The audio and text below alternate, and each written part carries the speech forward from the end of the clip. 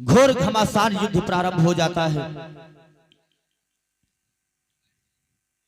ऐसे से रावण बाण मार देता है कि न जाने कितने राम बना देता है। सब आपस में लड़ना शुरू कर देते हैं, आपस में लड़ना शुरू कर देते हैं। अंधकार छा जाता है, नागों की बारिश होने लगती है, अंगारे बरसने लगते हैं, बिच्छू बरसने लगते हैं, सर्प बरसने लगते हैं। बानर भालुओं को रावण व्याकुल कर देता है। आज स्वयं सांवरे सरकार युद्ध करने के लिए चलते हैं। इधर रावण की जय जयकार होती है, उधर राम की जय जयकार हो रही है।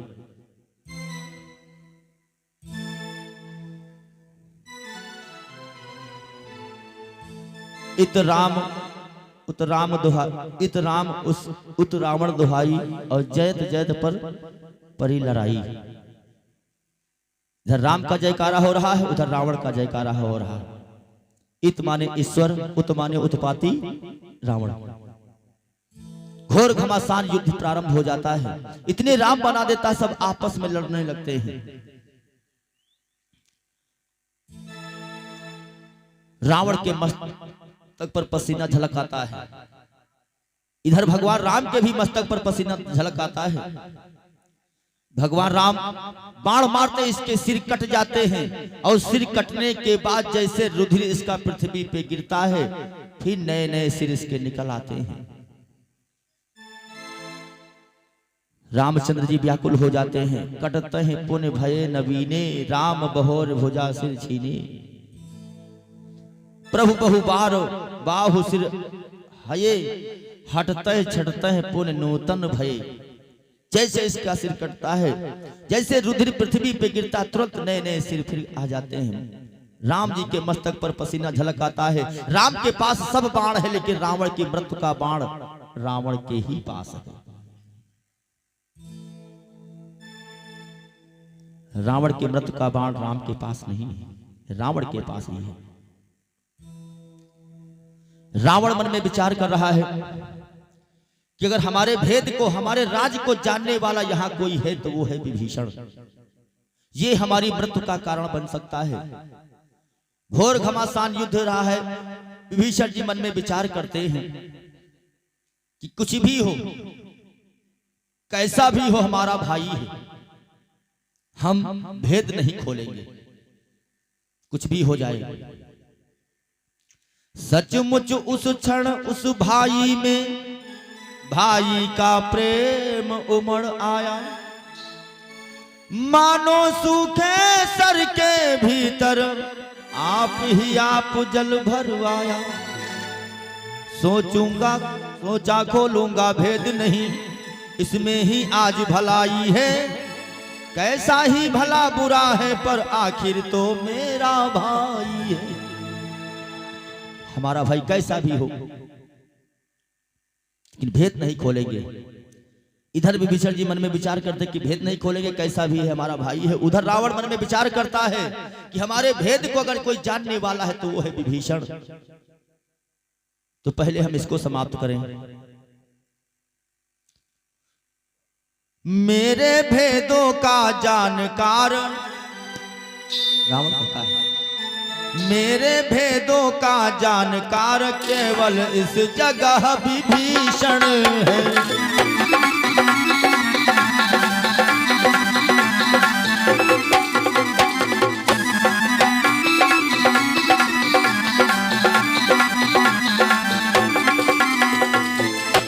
मेरे भेदों का जानकार केवल इस जगह विभीषण है। इसलिए मृत्यु का भी मेरी, इसलिए मृत्यु का भी मेरी हो सकता यही कारण है।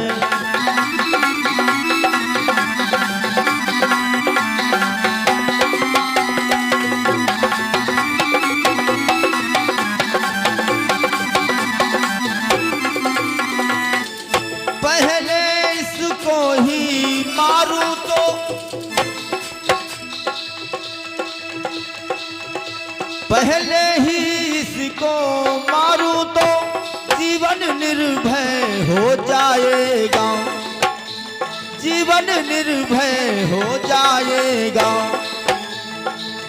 फिर तपसी तो किस गिनती में, फिर तपसी तो किस गिनती में, ब्रह्मा तक मार न पाएगा।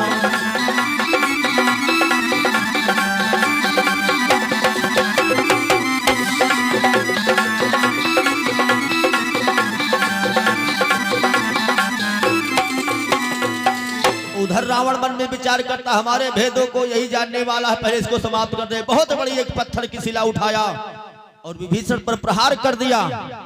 और जैसे प्रहार किया, राम जी ने क्या किया, विभीषण को पीछे कर दिया, स्वयं आगे हो जाते हैं, आगे हो जाते हैं। वो आके शिला सांवरे सरकार को लगी। जब सांवरे सरकार को लगी तो सांवरे सरकार को भी एक क्षण के लिए मूर्छा आ जाती है। रावण कोई मामूली नहीं था, एक क्षण के लिए मूर्छा आ जाती है। विभीषण जी लेके गदा दौड़ते हैं और रावण को तो गदा मारते हैं कि अरे दुष्ट, तुमने प्रभु पर प्रहार कर दिया, तुझको शर्म नहीं आती है। इस दुर्घटना के घटते ही परिवर्तन हुआ विभीषण में। सोचा या भाई बैरी है, इसको मरवा दूंगा रण में।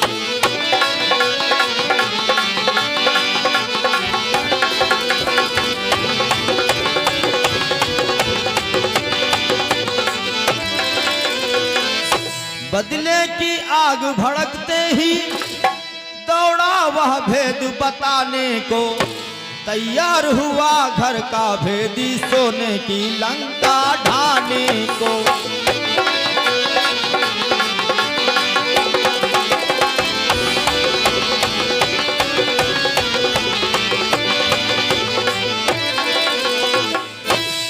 आज विभीषण जी दौड़ते हुए सांवरे सरकार के पास आते, किया निवेदन राम से सुनिए कौशलनाथ। बतलाता हूं मरेगा किस प्रकार दशमाथ। सिर बढ़ने की चिंता न करें, या छाया मृत्युंजय की है।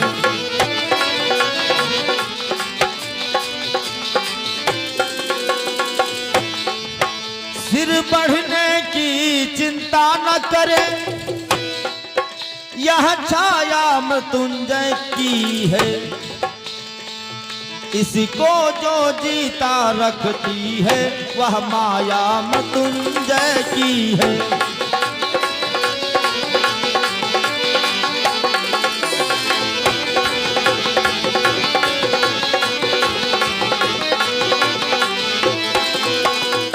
पुष्पों की जगह शिव अर्चन में सिर अपने काट चढ़ाए हैं। शायद वही सर अब इसने शंकर से वापिस पाए हैं।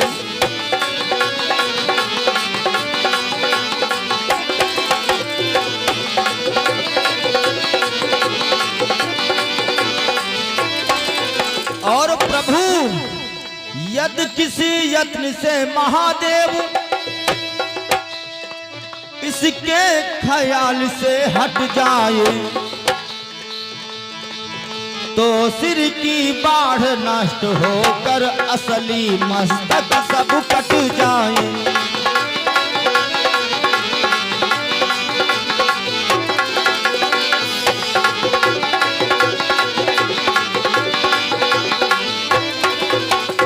फिर अमृत नाभ में है इसके, ए प्रभु, फिर अमृत नाभ में है इसके।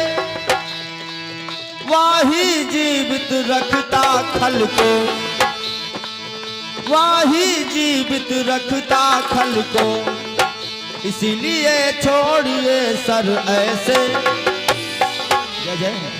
इसीलिए छोड़िए सर ऐसे, सोखे जो इसके उस बल को।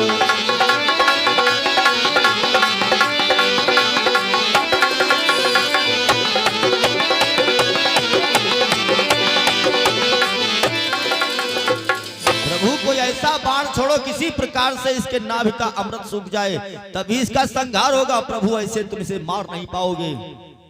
लेकिन वो अमृत सुखाने वाला बाण राम के पास नहीं। आज राम जी कहते हैं विभीषण जी से कि विभीषण जी, एक बार रावण के पीछे हमारे पूर्वजों ने काल बाण छोड़ा था, तुम्हें पता है वो कहां है?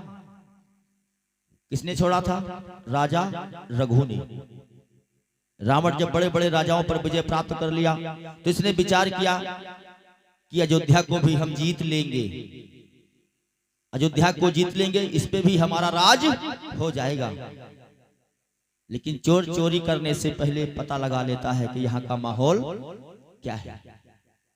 रावण भेष बदल के अयोध्या नगरी पहुंचा, और जब अयोध्या नगरी पहुंचा तो सरजू जी के किनारे जब पहुंचा तो क्या देखा कि राजा रघु सरजू जी में स्नान कर रहे थे, स्नान कर रहे थे और फिर सूर्य भगवान को जल दे रहे थे। राजा रघु अब ये खड़ा देख रहा है, राजा रघु सूर्य भगवान को जल दे रहे हैं, और जल देते देते दाहिने हाथ का जल दक्षिण दिशा की तरफ फेंक दिया। जब दक्षिण दिशा की तरफ फेंक दिया, रावण मन में विचार करता है, भेष बदले है, विचार कर रहा है कि आखिर चल तो ये नारायण को दे रहे थे, दक्षिण दिशा में इन्होंने क्यों फेंक दिया।